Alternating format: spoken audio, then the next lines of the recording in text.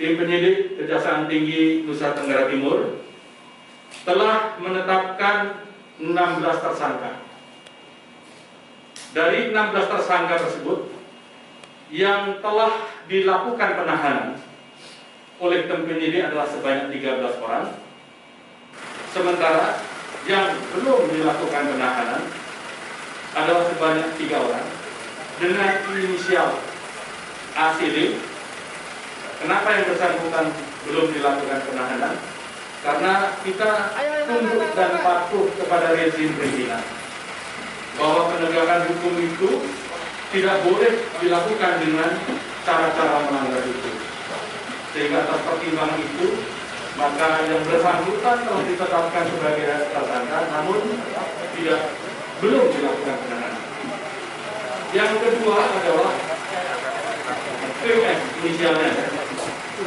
Yang bersangkutan belum dilakukan penahanan karena yang bersangkutan saat kita lakukan pemeriksaan oleh dokter tadi ternyata dinyatakan positif COVID-19, sehingga yang bersangkutan kita tinggal di Labuan Bajo. Selain itu, saudara-saudara sekalian, ada tersangka atas nama A alias U hingga saat ini belum tertangkap, namun kita sudah lacak kondisinya, posisinya.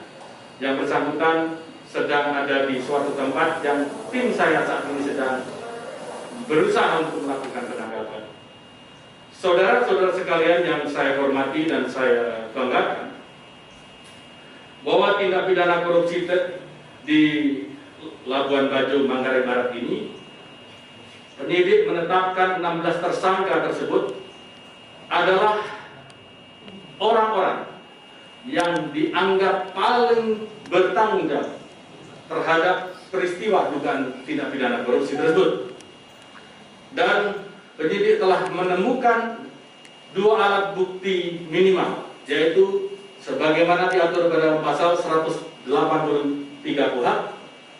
Kemudian penyidik juga melakukan penahanan sekaligus terhadap 13 orang karena telah ditemukan alasan objektif maupun subjektif untuk dilakukan penahanan sebagaimana diatur dalam pasal 21 Kitab Undang-Undang Hukum Acara Pidana.